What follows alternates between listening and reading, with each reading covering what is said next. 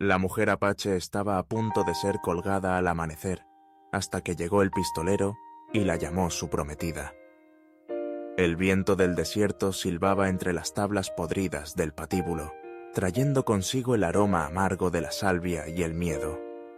Aiyana Morales caminaba con la cabeza en alto, sus pies descalzos marcando un ritmo fúnebre sobre la tierra endurecida de Tombstone. Las cadenas que rodeaban sus muñecas tintineaban como campanas de funeral, pero sus ojos negros como obsidiana no mostraban ni un ápice de sumisión. Era una mujer apache, hija del viento y las montañas, y moriría como tal. La multitud se agolpaba en la plaza principal, rostros curtidos por el sol que se contorsionaban en muecas de satisfacción sedienta de sangre.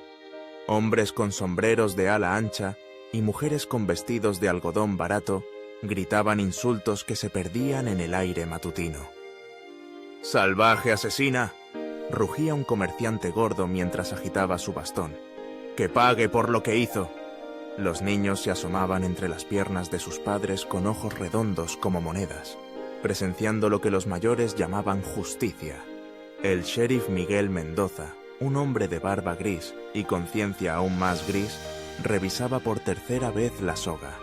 Sus manos temblaban ligeramente, no por nerviosismo, sino por el whisky de la noche anterior. Había colgado a 12 hombres en sus 20 años de servicio, pero nunca a una mujer, y menos a una que lo miraba con la intensidad de un águila herida. ¡Maldita apache!, masculló entre dientes, ajustando el nudo corredizo con movimientos mecánicos aprendidos en demasiadas ejecuciones. Aiyana recordó las palabras de su abuelo. Hija del trueno, cuando llegue tu hora, camina hacia ella como el sol camina hacia el horizonte, sin miedo, sin reproches. Aiyana había matado al coronel Guillermo Herrera, sí, pero había sido en defensa propia cuando el militar borracho intentó violarla en el establo de su rancho. Nadie quiso escuchar su versión. Para ellos, ella era solo otra india sucia que había osado alzar la mano contra un hombre blanco. El padre Guillermo Vargas se acercó con su Biblia negra bajo el brazo, su rostro demacrado intentando transmitir compasión cristiana. ¿Tienes algunas últimas palabras, hija?, preguntó con voz ronca. Aiyana lo miró directamente a los ojos y respondió en apache, palabras que sonaron como el canto de guerra de sus ancestros. El padre retrocedió, persignándose nerviosamente. No entendía el idioma, pero sí el poder que emanaba de aquella mujer condenada. La campana de la iglesia comenzó a tocar, marcando las 6 de la mañana. Cada campanada resonaba como un martillo sobre un ataúd. El verdugo, un hombre delgado llamado Jeremías Torres, con ojos de rata, se frotaba las manos con expectación. Había viajado desde Tucson especialmente para este trabajo, y su reputación dependía de que todo saliera perfecto. Las ejecuciones eran su arte, y él era un artista de la muerte. Aiyana fue conducida hasta los escalones del patíbulo. Sus pies se movían con la gracia de quien ha caminado por senderos de montaña toda su vida. No pidió clemencia, no lloró, no suplicó. Cuando el sheriff le ofreció una capucha negra, ella negó con la cabeza. «Quiero ver el cielo cuando muera», dijo en un español perfecto que sorprendió a muchos. Su voz era clara como el agua de manantial, sin rastro del miedo que debería haber estado royendo sus entrañas. La muchedumbre guardó silencio cuando ella subió al patíbulo. Incluso los más sanguinarios sintieron algo extraño al ver a aquella mujer enfrentar la muerte con tanta dignidad. Su vestido apache de cuero y cuentas contrastaba brutalmente con la tosquedad del patíbulo. Era como si una princesa ancestral hubiera sido arrastrada a un matadero moderno. El verdugo ajustó la soga alrededor del cuello de Aiyana, sus dedos temblorosos rozando la piel cobriza. Ella no se movió, no se estremeció. Sus ojos buscaron el horizonte donde las montañas se alzaban como centinelas eternos. Allí estaba su hogar espiritual. Allí la esperaban los espíritus de su pueblo. La muerte no era el final, sino un regreso. El sheriff Mendoza levantó la mano, pidiendo silencio absoluto. Se acercó al micrófono improvisado y comenzó a leer la sentencia con voz monótona. Por el asesinato en primer grado del coronel Guillermo Herrera, Aiyana Morales de la tribu Apache será ejecutada por ahorcamiento hasta que la muerte sobrevenga. Sus palabras se cortaron abruptamente cuando el sonido de cascos galopando irrumpió en la plaza como el rugido de un tornado. El jinete apareció desde el este como una visión surgida del mismo infierno, montando un caballo negro que parecía volar sobre la tierra polvorienta. Su silueta se recortaba contra el sol naciente, creando una imagen que quedaría grabada para siempre en la memoria de quienes la presenciaron. El hombre vestía completamente de negro, sombrero de ala ancha, chaqueta de cuero, pantalones y botas que habían conocido 1000 caminos. 2 colts plateados colgaban de sus caderas como las garras de un predador letal. «¡Detengan esa ejecución!», rugió con una voz que cortó el aire matutino como un sable. El caballo se encabritó, sus cascos delanteros golpeando el aire mientras su jinete lo controlaba con manos expertas. La multitud se apartó instintivamente, creando un pasillo hacia el patíbulo. Había algo en aquel hombre que inspiraba un terror primordial, una sensación de que la muerte cabalgaba con él. El sheriff Mendoza bajó lentamente la mano que había levantado para dar la señal final. Sus ojos entrecerrados estudiaron al recién llegado con la desconfianza de quien ha sobrevivido 2 décadas en un territorio donde la ley se imponía a punta de pistola. «¿Quién demonios eres tú?», gritó, su mano moviéndose instintivamente hacia su revólver. «Esta es una ejecución legal. No tienes derecho a quien te interrumpir». El jinete desmontó con un movimiento fluido que habló de años de práctica. Sus espuelas tintinearon al tocar el suelo, creando un sonido metálico que se mezcló con el murmullo nervioso de la multitud. Caminó hacia el patíbulo con pasos lentos y deliberados, cada movimiento calculado para intimidar.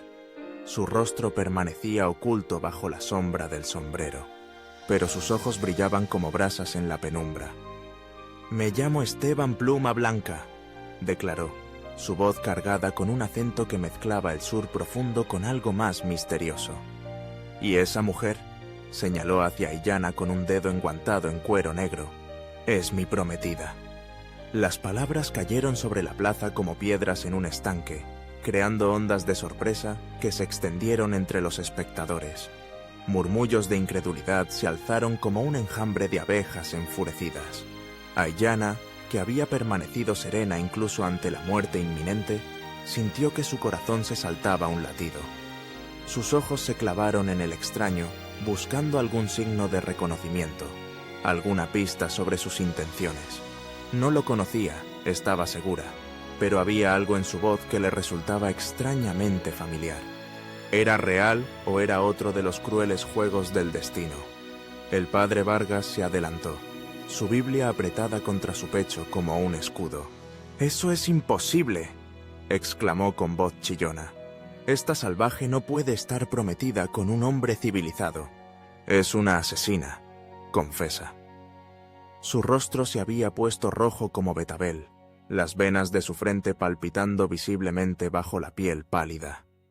Esteban se quitó lentamente el sombrero, revelando un rostro que podría haber sido tallado en mármol por un escultor maestro. Tenía la piel ligeramente tostada por el sol, ojos de un azul tan intenso que parecían pedazos de cielo de tormenta, y cabello negro como la noche que le caía hasta los hombros. Una cicatriz fina recorría su mejilla izquierda desde la sien hasta la comisura de la boca, dándole un aire peligroso que hizo que varias mujeres de la multitud suspiraran involuntariamente. «¿Padre?», dijo dirigiéndose al padre Vargas con una sonrisa que no llegaba a sus ojos. ¿Acaso la ley no establece que un hombre tiene derecho a defender a su mujer? ¿O es que sus leyes cristianas solo se aplican cuando les conviene? Su tono era educado, casi cortés, pero había una amenaza subyacente que hizo que el religioso retrocediera un paso. El sheriff, sintiendo que la situación se le escapaba de las manos, decidió intervenir con autoridad. «Mira, forastero, no sé qué juego te traes, pero esta mujer mató al coronel Herrera a sangre fría. Hay testigos, hay pruebas. Tu palabra no va a cambiar eso. Su mano seguía cerca de su pistola, pero algo en la postura relajada pero letal del desconocido le advertía que no sería prudente hacer el primer movimiento. Esteban Pluma Blanca se acercó más al patíbulo, sus botas resonando contra la madera desgastada de los escalones. La multitud contenía la respiración como si presenciara un duelo verbal donde las palabras podrían ser tan letales como las balas. Sus ojos se encontraron con los de Aiyana por primera vez, y en ese momento algo pasó entre ellos, una corriente eléctrica que ninguno de los dos pudo explicar. «Sheriff Mendoza», dijo Esteban, y el uso del nombre completo hizo que el hombre mayor se enderezara sorprendido. «Veo que no me recuerdas. Hace 5 años, cuando eras solo un ayudante en El Paso, te salvé la vida cuando los hermanos Dalton te tenían acorralado en el salón de María». Su sonrisa se amplió al ver el reconocimiento amanecer en los ojos del sheriff. «¿O ya se te olvidó cómo ese balazo en el hombro casi te cuesta la vida?» Mendoza se llevó instintivamente la mano al hombro izquierdo, donde una vieja herida aún le dolía en los días lluviosos. Los recuerdos volvieron como una avalancha, la cantina humeante, el olor a pólvora, y un pistolero vestido de negro que había aparecido como un ángel vengador. «Esteban Pluma Blanca», murmuró, su voz perdiendo parte de su autoridad anterior. «Pensé que habías muerto en Abilene». «Los informes de mi muerte fueron grandemente exagerados», replicó Esteban con ironía. «Pero no estoy aquí para rememorar viejos tiempos. Estoy aquí por ella», señaló hacia Aiyana, quien seguía de pie en el patíbulo con la soga alrededor del cuello, observando este intercambio con la intensidad de un halcón estudiando a su presa. El doctor Pablo Ramírez, un hombre pequeño y nervioso que servía como juez itinerante, se adelantó ajustándose sus anteojos de montura dorada. «Señor Pluma Blanca, aunque respeto su reputación, no puede simplemente llegar aquí y detener una ejecución legal con afirmaciones sin fundamento. Si esta mujer es realmente su prometida, debe presentar pruebas». Esteban metió la mano en el bolsillo interior de su chaqueta, un movimiento que hizo que varios hombres armados en la multitud tensaran sus músculos. Sacó un papel doblado, amarillento por el tiempo y los viajes. Lo desdobló con cuidado teatral y se lo extendió al juez. «Certificado de compromiso matrimonial firmado ante el padre Miguel en la misión de San Xavier del Bac hace 6 meses». Ramírez tomó el documento con manos temblorosas, sus ojos moviéndose rápidamente sobre las líneas escritas en una caligrafía elegante. Su rostro palideció gradualmente mientras leía. La firma del padre Miguel era inconfundible. El doctor había visto suficientes documentos oficiales para reconocer la autenticidad. Esto parece legítimo», admitió con voz débil. Aiyana sintió que el mundo giraba a su alrededor. Nunca había estado en la misión de San Xavier del Bac. Nunca había conocido a este hombre llamado Esteban Pluma Blanca, y ciertamente nunca se había prometido en matrimonio con él. Pero el documento era real, o al menos parecía serlo. ¿Qué juego estaba jugando este extraño? ¿Y por qué arriesgaba su vida por una desconocida? «¡Es una falsificación!», gritó el mayor Pedro Sánchez, un hombre corpulento que había sido amigo personal del coronel Herrera. «No pueden dejar que este truco legal les haga olvidar que esta salvaje mató a un oficial del ejército». Su rostro se había puesto morado de indignación, las venas de su cuello hinchándose como cuerdas tensas. Esteban se volvió hacia Sánchez con una lentitud que hizo que el aire se volviera espeso como la miel. «Mayor Sánchez», dijo con una voz tan fría que podría haber congelado el infierno. «¿Estuvo usted presente cuando ocurrió el supuesto asesinato? ¿Vio con sus propios ojos lo que pasó en ese establo?»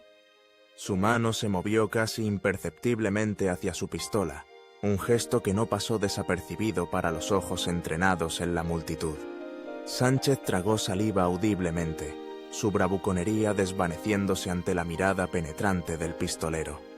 «No, no estuve presente», dijo, su voz desvaneciéndose cuando se dio cuenta de que no había testigos directos, solo personas que habían encontrado el cuerpo del coronel y habían asumido la culpabilidad de Aiyana.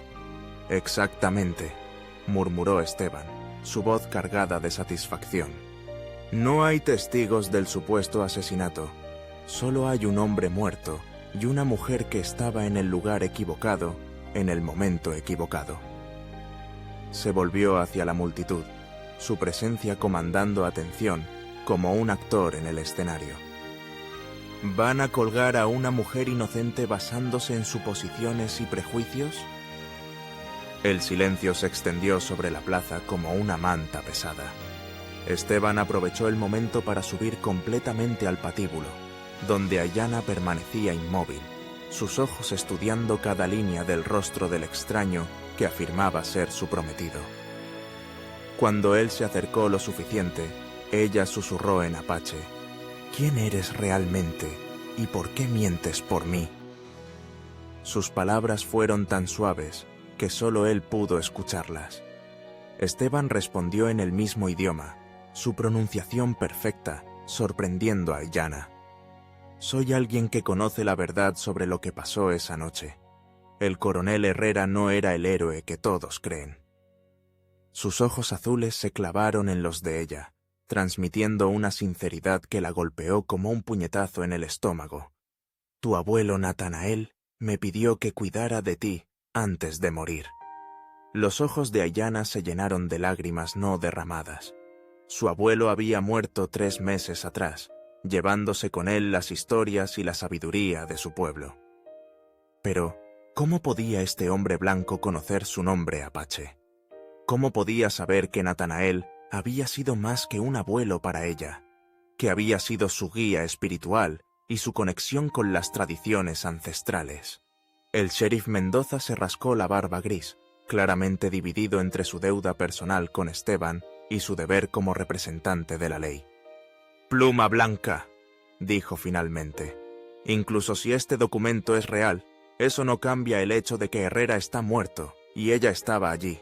Las leyes territoriales son claras al respecto.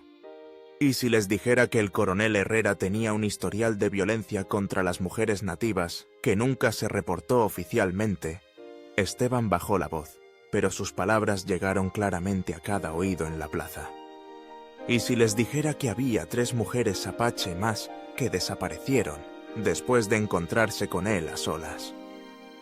El mayor Sánchez dio un paso adelante, su rostro contorsionado por la ira. «Esas son acusaciones muy graves, pluma blanca. Guillermo Herrera era un oficial respetado, un héroe de guerra. Pero había algo en su voz, una nota de incertidumbre que no pasó desapercibida para los oídos entrenados de Esteban. ¿Era respetado, mayor? ¿O era temido?» Esteban se volvió hacia la multitud, su voz alzándose para que todos pudieran escuchar. «¿Cuántos de ustedes enviaron a sus hijas lejos cuando el coronel llegó a la ciudad? ¿Cuántos cerraron sus puertas con llave extra esa semana?» Vio como algunos rostros en la multitud se tensaron, como algunas mujeres intercambiaron miradas nerviosas.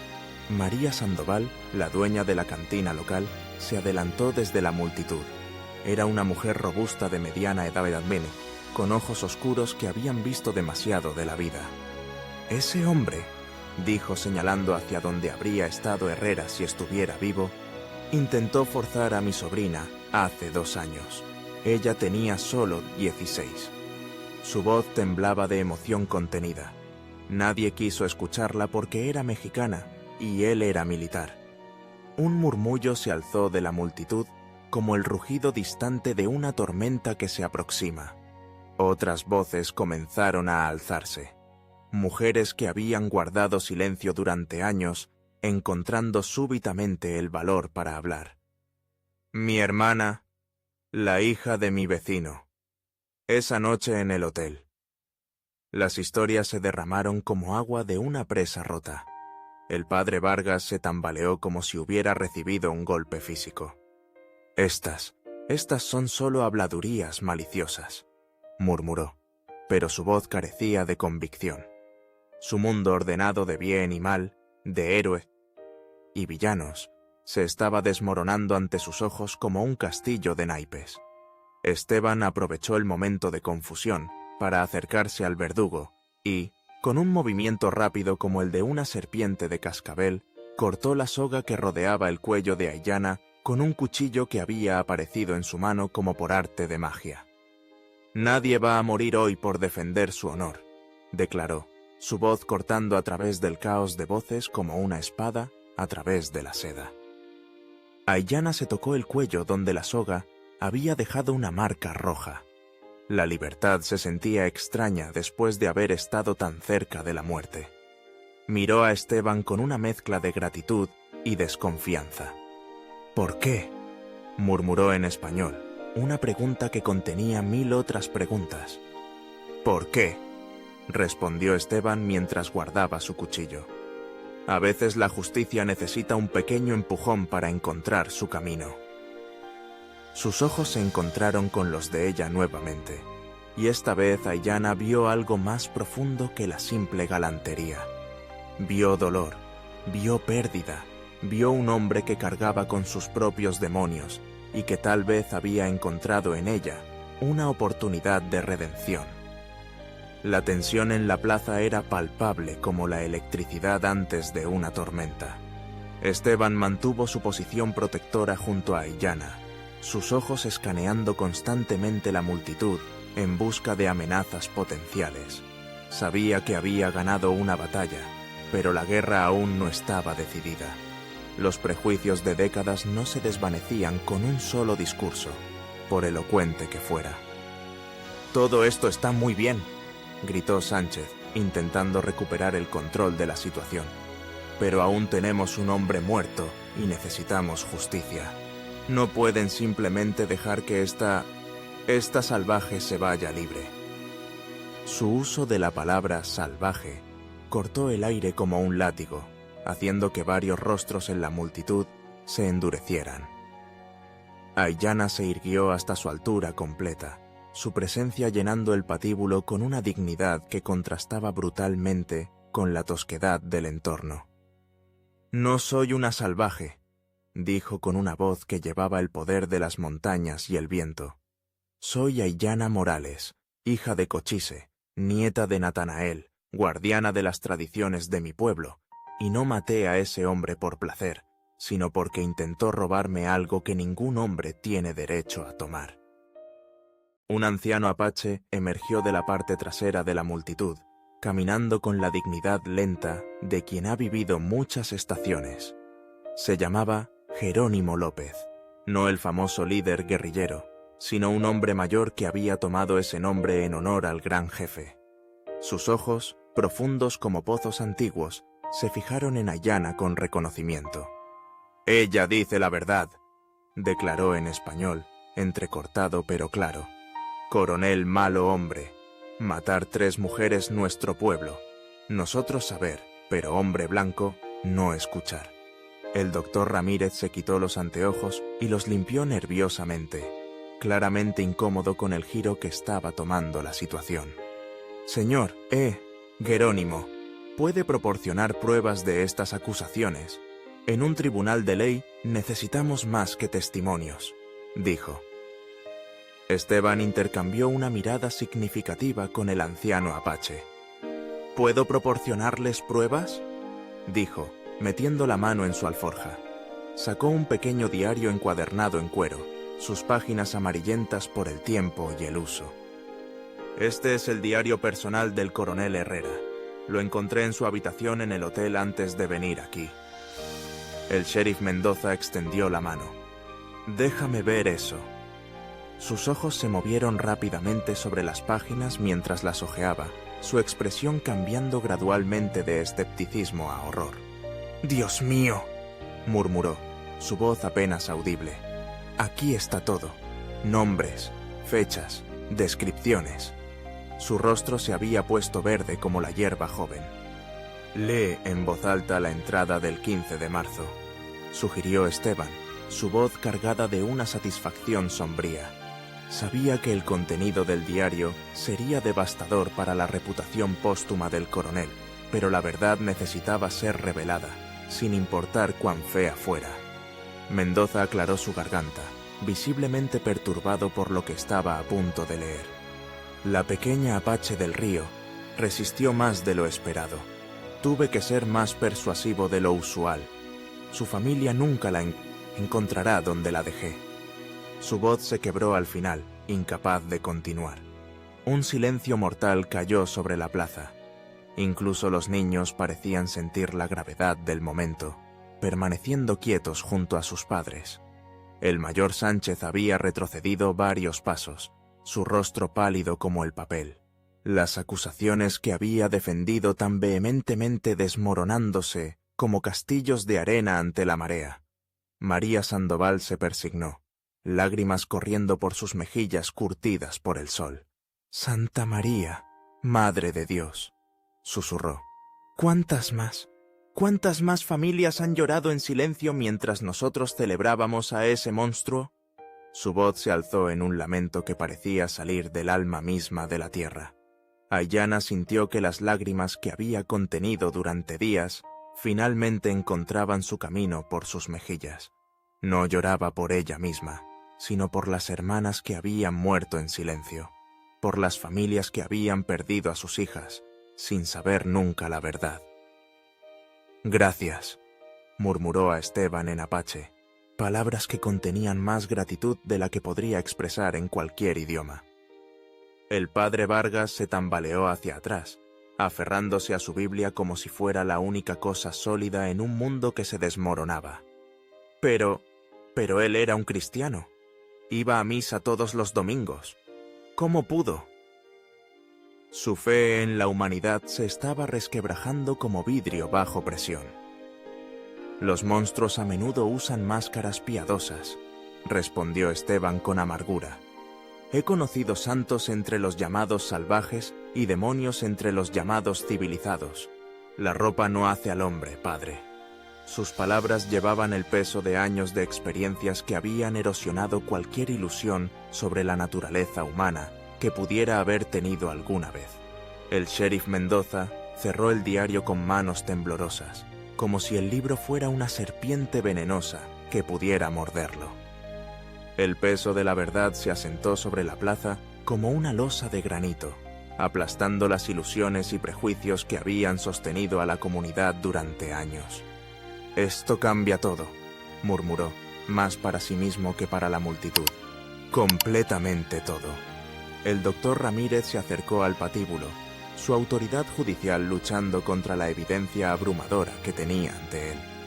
«Señorita Aiyana», dijo con una voz que había perdido su anterior severidad, «a la luz de esta nueva evidencia, y considerando las circunstancias, creo que podemos reconsiderar su caso».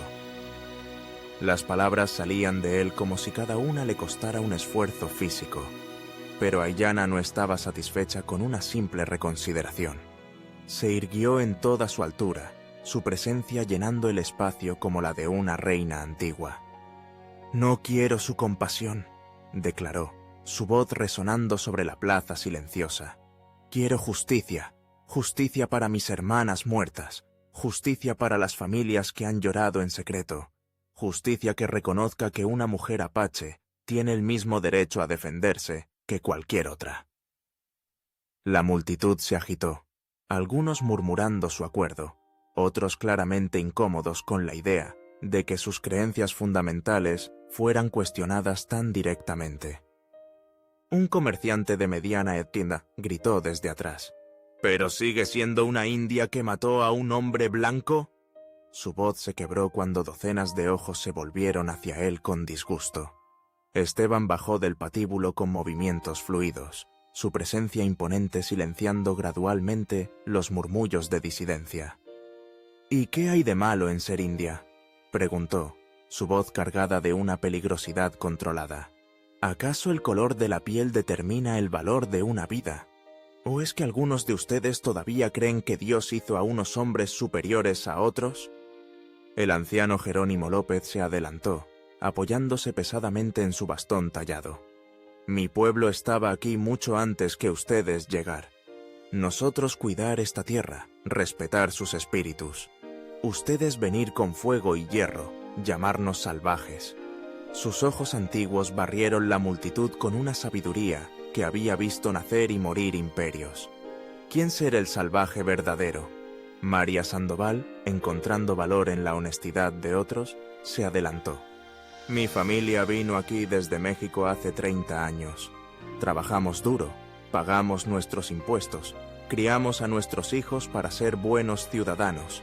Pero cuando mi sobrina fue atacada, nadie nos creyó porque no éramos lo suficientemente americanos. Su voz tembló con años de frustraciones reprimidas. Un granjero alemán llamado Juan Morales, reconocible por su acento pesado, añadió su voz al coro creciente. Vine aquí desde Bavaria, buscando una vida nueva, pero siempre me miran raro. Me llaman inmigrante sucio. Tal vez todos solo intentamos hacer una buena vida, ¿no? Su español roto, pero sincero, tocó algunos corazones en la multitud. El padre Vargas, luchando con su crisis de fe, se adelantó tambaleándose. Quizás hemos estado ciegos, admitió con una voz que parecía salir de una tumba. Quizás hemos estado tan preocupados por proteger nuestras propias creencias que olvidamos proteger a los inocentes. Sus palabras sonaron como una confesión arrancada de lo más profundo de su alma. Aiyana observó este desarrollo con una mezcla de esperanza y escepticismo. Había vivido suficiente para saber que las palabras bonitas no siempre se traducían en acciones justas. Las palabras son como el viento, dijo en apache, luego tradujo al español. Pueden mover las hojas, pero ¿pueden mover las montañas del prejuicio? Esteban se volvió hacia ella, sus ojos azules brillando con algo que podría haber sido admiración. A veces, respondió en apache perfecto, sorprendiendo nuevamente a la multitud. El viento más suave puede derribar los árboles más grandes si persiste lo suficiente. Sus palabras llevaban una promesa que ella no terminaba de entender. El mayor Sánchez, quien había permanecido en silencio durante los últimos intercambios, finalmente encontró su voz. Esto es una locura total, murmuró, pero su protesta sonó hueca incluso para sus propios oídos. No pueden esperar que simplemente ignoremos décadas de ley y orden, porque aparece un forastero con un libro y una historia. ¿Ley y orden? La voz de Esteban se endureció como acero templado. ¿Llama usted ley y orden al silencio cómplice ante el asesinato? ¿Llama orden a un sistema que protege a los depredadores y condena a las víctimas? Se acercó al mayor con pasos medidos, cada movimiento cargado de amenaza contenida. Dígame, mayor, ¿cuántas noches ha dormido tranquilo sabiendo la verdad pero eligiendo ignorarla? Sánchez retrocedió ante la intensidad de la mirada de Esteban, su bravuconería anterior evaporándose como rocío bajo el sol del desierto. Yo no sabía. Nadie me dijo. Sus palabras se convirtieron en balbuceos, mientras la realidad de su complicidad silenciosa lo golpeaba como un puñetazo en el estómago. Pero sí sabía, insistió María Sandoval, adelantándose con una fuerza que sorprendió a todos los presentes. Cuando vine a reportar el ataque a mi sobrina, usted me dijo que las muchachas mexicanas tenían imaginaciones demasiado activas. ¿Recuerda esas palabras exactas, mayor? Su acusación cayó sobre la plaza como un relámpago. El silencio que siguió fue ensordecedor. Sánchez abrió y cerró la boca como un pez fuera del agua, incapaz de formular una defensa creíble. Su rostro se había puesto del color de la ceniza, y pequeñas gotas de sudor aparecieron en su frente a pesar del aire fresco de la mañana. El sheriff Mendoza se quitó su placa con manos temblorosas, observándola como si fuera la primera vez que la veía. 20 años, murmuró. 20 años sirviendo lo que pensé que era justicia, y resulta que he estado sirviendo a un sistema podrido. Levantó la mirada hacia Aiyana, sus ojos grises llenos de una vergüenza que lo carcomía desde adentro. «Señorita, no puedo deshacer lo que ya está hecho, pero puedo asegurarme de que no vuelva a pasar». Aiyana estudió el rostro del sheriff, buscando signos de sinceridad en sus características curtidas por el tiempo. «Las palabras son fáciles», dijo finalmente. «Los actos requieren valor». Su voz no llevaba rencor, sino una sabiduría antigua que parecía venir de generaciones de sufrimiento y supervivencia. El doctor Ramírez se aclaró la garganta nerviosamente, ajustándose los anteojos con dedos que temblaban ligeramente. «En mi capacidad como juez territorial, declaro oficialmente que todos los cargos contra Aiyana Morales quedan retirados. Además, ordeno una investigación completa sobre las actividades del difunto coronel Herrera». Sus palabras sonaron formales, pero llevaban el peso de la autoridad legal. Un murmullo de alivio se alzó de la multitud, mezclado con voces de aprobación y algunas pocas de protesta. Pero la atmósfera había cambiado fundamentalmente. Ya no era una turba sedienta de sangre, sino una comunidad confrontando sus propios demonios internos. Esteban se acercó hacia Aiyana, extendiendo su mano hacia ella, en un gesto que sorprendió a todos los presentes. «¿Me permite acompañarla lejos de aquí?», preguntó, su voz suave pero clara. «Creo que ambos hemos tenido suficiente de este lugar por hoy». Sus ojos azules se encontraron con los de ella, y por primera vez desde que había llegado, su expresión se suavizó. Aiyana miró la mano extendida, luego su rostro, buscando pistas sobre las verdaderas intenciones de este hombre enigmático. «¿Y después qué?», preguntó en apache. «¿Desapareces como el humo, dejándome con más preguntas que respuestas?» Su tono era cauteloso, pero había una curiosidad innegable en su voz. «¿Después?», respondió él en el mismo idioma. «Hablamos de tu abuelo Natanael, de las historias que me contó sobre ti, y de por qué me pidió que velara por tu seguridad». Sus palabras la golpearon como un relámpago, porque efectivamente había secretos sobre su abuelo que solo alguien muy cercano a él podría conocer. El anciano Jerónimo López se acercó lentamente, sus ojos antiguos moviéndose entre Aiyana y Esteban, con la percepción de quien ha vivido lo suficiente para reconocer los hilos del destino cuando se entrelazan. «Águila Blanca», murmuró en apache, dirigiéndose a Esteban. «Natanael, hablar de ti, decir que tu corazón caminar entre dos mundos». Sus palabras llevaban el peso de una profecía antigua.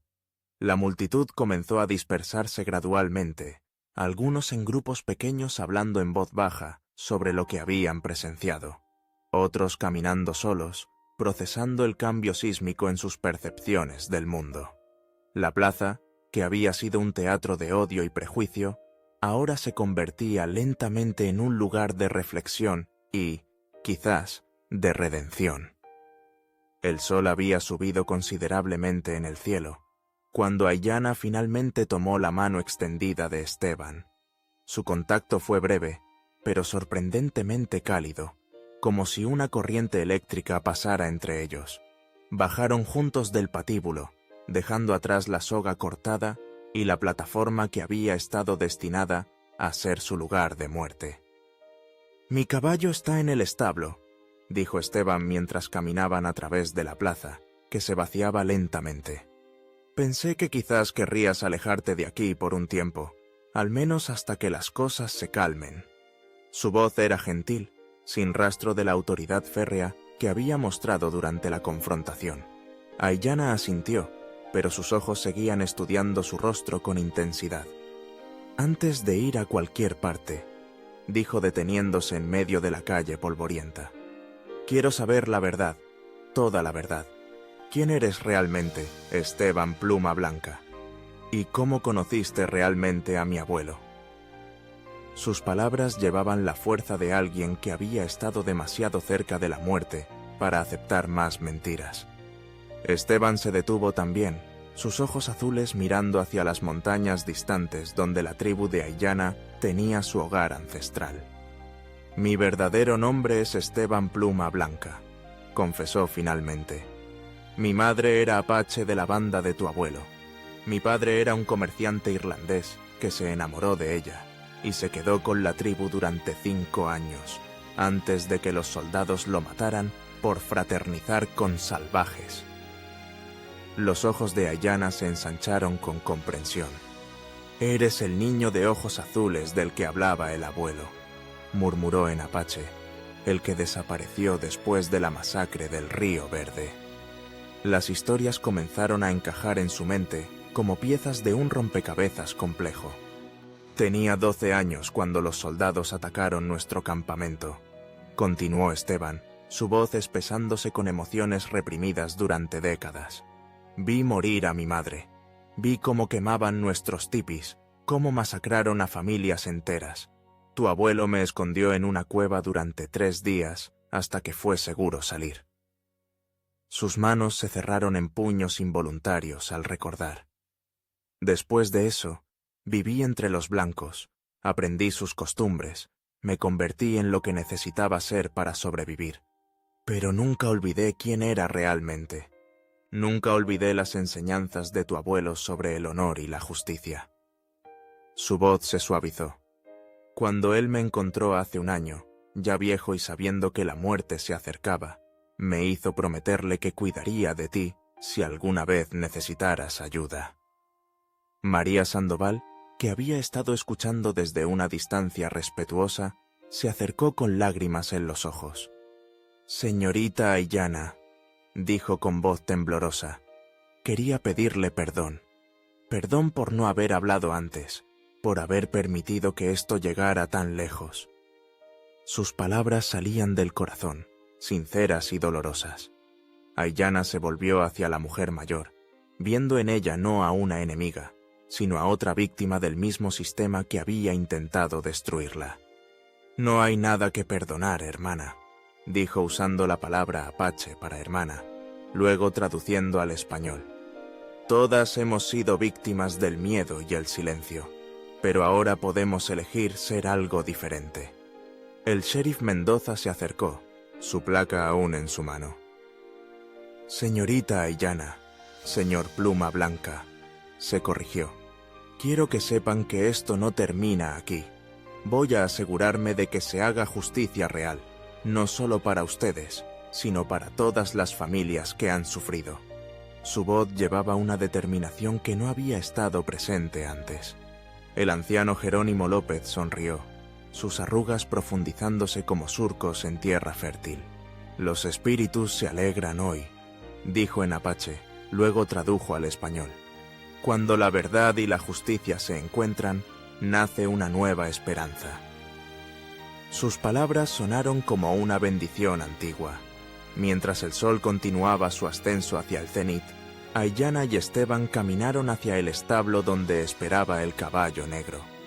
Pero ahora no caminaban como extraños unidos por circunstancias desesperadas, sino como 2 almas que habían encontrado en la adversidad una conexión más profunda que el destino o la casualidad.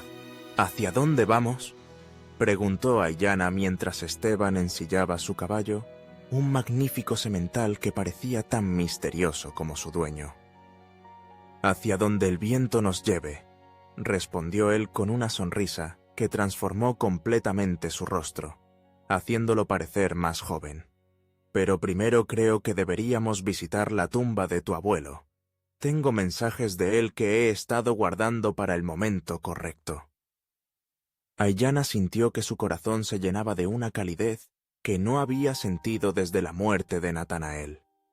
«¿Sabes qué?», dijo mientras aceptaba su ayuda para montar el caballo.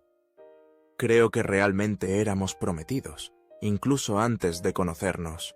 Los espíritus tienen formas extrañas de cumplir sus promesas». Esteban montó detrás de ella, sus brazos rodeándola de una manera que se sentía natural y protectora. «Quizás tengas razón», murmuró contra su oído. «Quizás algunas promesas son más grandes que las personas que las hacen». Mientras cabalgaban hacia las montañas donde los espíritus de sus ancestros esperaban, dejaron atrás una ciudad transformada. En las calles de Tombstone, donde el odio había casi triunfado, ahora crecían las semillas de comprensión y justicia, y en los corazones de dos personas que habían encontrado el amor en el lugar más improbable, florecía la esperanza de que el mundo podía ser diferente, un alma a la vez. El viento del desierto los siguió mientras cabalgaban hacia su futuro, llevando consigo las voces de aquellos que habían encontrado el valor para hablar la verdad y las promesas de aquellos que habían jurado que la justicia ya no sería solo una palabra bonita, sino una realidad viviente. En la distancia, las montañas los esperaban como guardianes eternos, y entre sus picos, los espíritus de Natanael y de todas las almas perdidas sonreían, sabiendo que su sacrificio no había sido en vano, y que el amor y la justicia habían triunfado una vez más sobre el odio y la ignorancia. Esta historia es un recordatorio de que la humanidad compartida trasciende todas las barreras artificiales que los seres humanos construyen entre sí, y que la verdadera justicia solo puede existir cuando reconocemos la dignidad inherente en cada alma, sin importar el color de su piel, su origen o sus creencias.